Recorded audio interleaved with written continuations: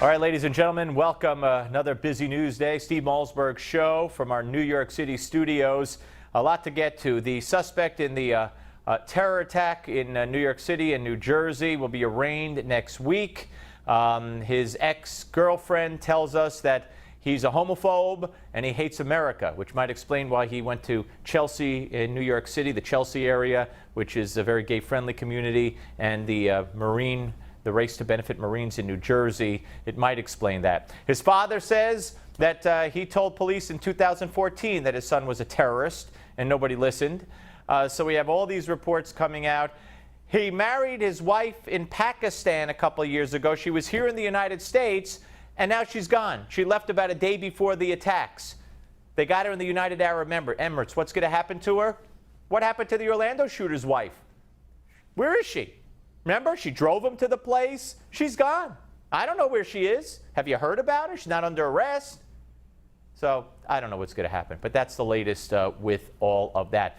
Barack Obama spoke before the United Nations General Assembly today, his farewell speech to them, and he trashed America, I think 11 times, which is pretty good for Obama, right? Here's some of the trashing. Yes, in America, there is too much money in politics. Too much entrenched partisanship, too little participation by citizens, in part because of a patchwork of laws that makes it harder to vote.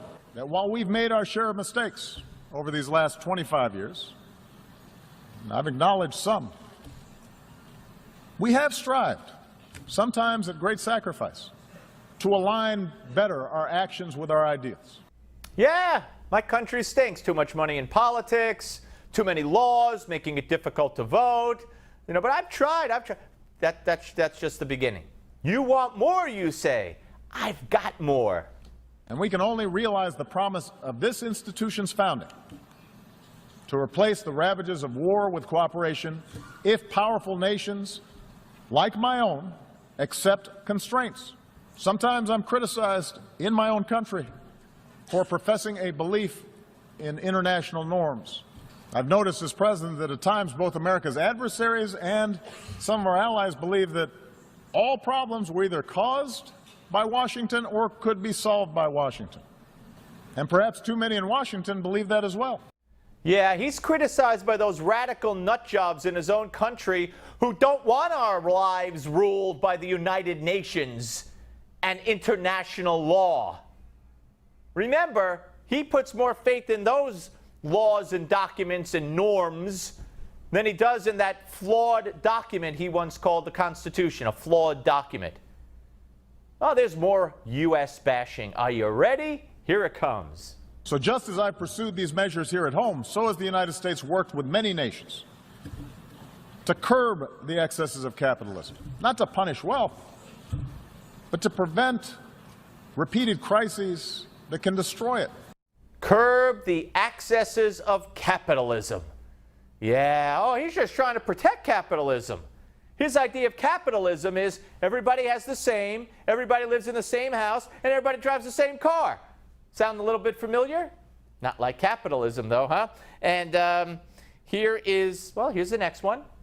Surely we can rally our nations to solidarity while recognizing equal treatment for all communities, whether it's a religious minority in Myanmar or an ethnic minority in Burundi or a racial minority right here in the United States. He's comparing our treatment of a racial minority in the United States, and I guess he's talking about blacks, I don't know, I would imagine so, to how foreign countries treat their oppressed minorities. He's a disgrace, he's disgusting. That's what he is.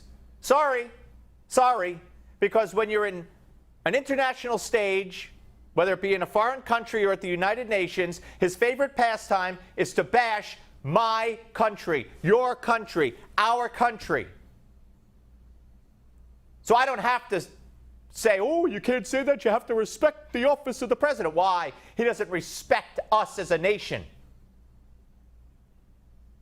And one more as we lead into Mr. Larry Kudlow. A society that asks less of oligarchs than ordinary citizens will rot from within. In advanced economies like my own, unions have been undermined. and many manufacturing jobs have disappeared.